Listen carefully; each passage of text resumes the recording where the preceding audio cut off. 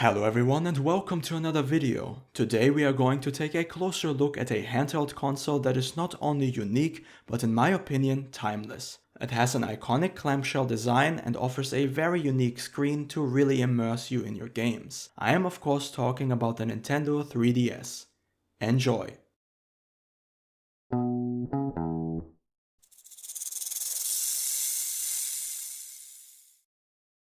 The Nintendo 3DS came out in 2011 and was the successor to the Nintendo DS, which holds the title of the best-selling handheld console of all time. Obviously, those were some very big shoes to fill, so Nintendo was adamant about making the 3DS a success. Unfortunately, this process took several years, as the initial impressions of the console upon release were mixed. First of all, there were only 16 launch titles in North America, none of which were iconic Nintendo IPs. Instead, we got a mediocre submarine simulator with Steel Diver and Pilot Wings Resort, which was fun for about 20 minutes. But this was far from the only problem. The 3D effects, heavily advertised as the new standout feature, worked only at a very specific angle, and many users complained about headaches after only a short while of playing. But Nintendo wouldn't be Nintendo if they weren't willing to go back to the drawing board, which is why today we don't have 2 or 3, but 6 different 3DS models. The original 3DS, as I mentioned earlier, came out in 2011 and left a somewhat lackluster impression. It was quickly overshadowed when in 2012 the 3DS XL was released, featuring much larger screens, a longer battery life, and improved ergonomics. 1 year later, in 2013, a bit of an oddball joined the family when the Nintendo 2DS hit the shelves. It was unlike anything we had seen from Nintendo before. The most striking difference was the lack of a clamshell body. It's a cheese wedge of a handheld that, as the name suggests, lacks the 3D capable screen. It was a cheap, budget version meant as a last-minute Christmas gift for the kids. It is definitely the strangest model of the 3DS, but it has its fans, due to its unique design and affordability. Then, between 2014 and 15, the new Nintendo 3DS and new Nintendo 3DS XL were released. This was a turning point for the system, as these new consoles went through many changes to make them the definitive versions of the 3DS. Without getting ahead of myself, these are the best 3DS consoles you can buy. Last but not least is the new Nintendo 2DS XL. Quite a name, and similar to the old 2DS, this was a budget option that came out in 2017, the same year as the Nintendo Switch, so it was a last-ditch effort by the company to make the system last just a little longer. So those are all 6 different models of the 3DS. For this video I would like to focus on the new Nintendo 3DS lineup, as they are definitely the most useful models to buy nowadays, both for regular gaming and for modding, homebrewing, what have you. They feature additional input options and improved hardware that makes them stand out. Alright, so let's see what the console has to offer.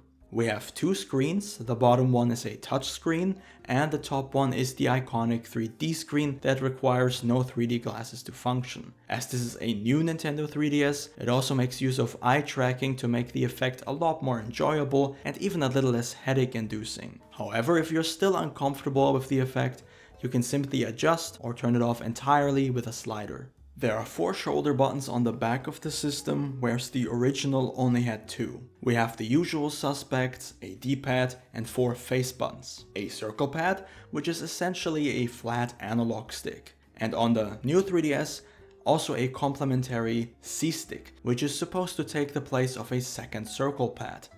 It's similar to the knob you can find on old laptops, so it works okay, but this solution is obviously not as practical as a full set of analog sticks. You can even play first-person shooters like this. It's a little clunky, but it's totally playable. The observant ones among you may have noticed that we also have camera lenses poking out of the body. 3 of them in total. They are not only used for eye tracking, but you can also make really bad photos with them. Nice.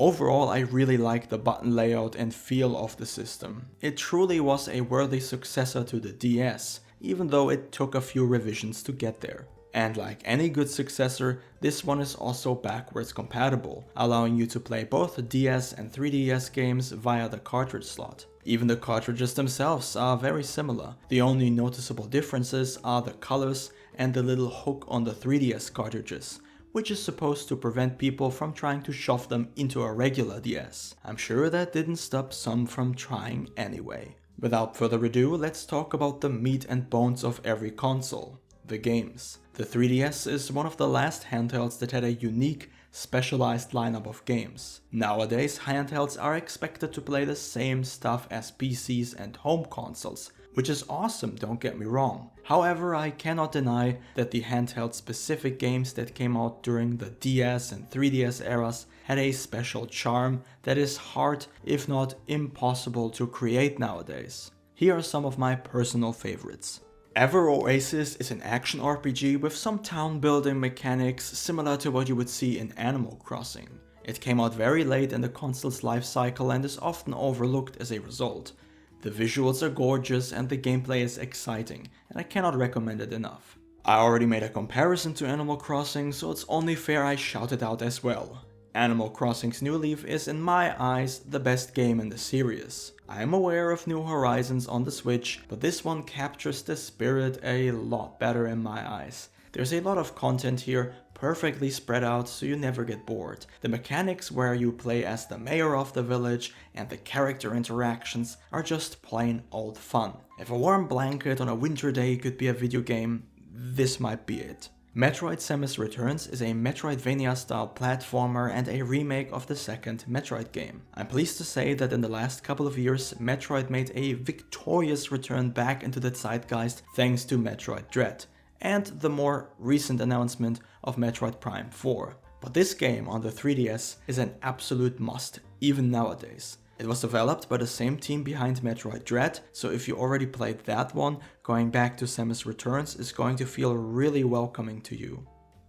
Kid Icarus Uprising is a rail shooter based on the Kid Icarus NES game. There's a strange but exciting story to play through where you meet various gods and mythical creatures, and obviously there's a lot of shooting involved as it is a rail shooter after all. I must say that for a rail shooter it offers many sections where you can move somewhat freely, so the gameplay never feels repetitive. Definitely worth checking out. Monster Hunter 4 Ultimate is one of my favorite Monster Hunter games and also a great entry into the series.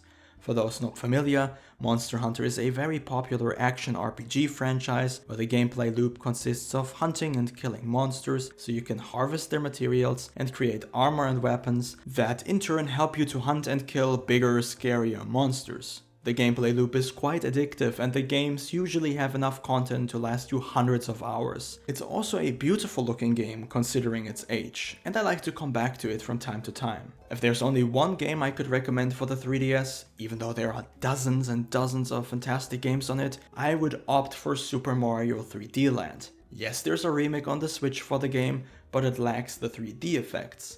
The game was tailor-made for the 3DS screen, and playing the game on the 3DS with the slider all the way up perfectly encapsulates the soul, if you will, of the system, and is in my opinion the most crucial must-play on the system. That being said, there are many more games to choose from. Of course you have your Mario Karts, you have your Kirby's, you have your Pokemon, and hundreds of other games to play. Not counting the DS games, which would add another couple thousand titles or so if you find the time. I'm willing to say that the 3DS has one of the best game lineups of any quote-unquote old handheld, and that alone makes it worthwhile even in 2024. Fun doesn't age, and this console is full of it. But this is not the only thing we have to talk about. Naturally, as a console gets older, the company behind it will inevitably pull the plug, which is what Nintendo did recently. The 3DS eShop, where you could buy digital copies of games, was closed in March of 2023, and online support for multiplayer games was shut down in April of this year. So on first glance, the console is dead, right? Well, not exactly. Thanks to the work of passionate modders, the 3DS has become relatively easy to mod, which allows you to homebrew, to use emulators, and much more. Especially as an emulation device, the 3DS is very useful. You can easily play NES, SNES, Sega Genesis, and even up to PS1 games on the console, although the latter is a bit finicky and doesn't always work as intended. When discussing the topic of modding, the question of ROMs and their legality often arises. Let me start by saying that I do not condone piracy of any kind. But I must admit that getting games for the 3DS through official means has become challenging. The online store is gone, and physical games have become collector's items with an ever-increasing price tag. The fans, the people who cared for Nintendo and their games, who kept the business afloat for decades and supported the company even during its horrible flops, have to repeatedly deal with the company's unwillingness to preserve their old titles. This is paired with a stubborn determination to crack down legally on anything that could possibly infringe on their copyright. The rapid increase in 3DS piracy is merely a natural response to the actions of the company. Make of that what you will.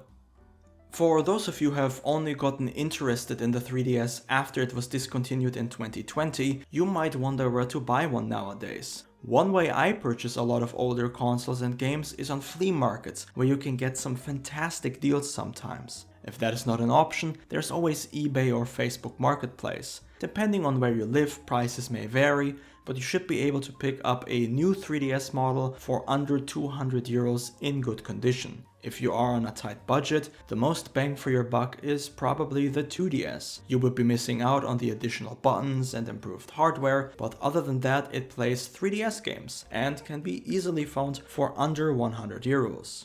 In summary, the 3DS is not only a unique, but a truly timeless console that, thanks to the support and enthusiasm of its fans, will almost certainly never truly die. With a fantastic library of games, many of which are stranded on the platform, now is a good time as any to pick one up and start playing. I am certain you will not regret it.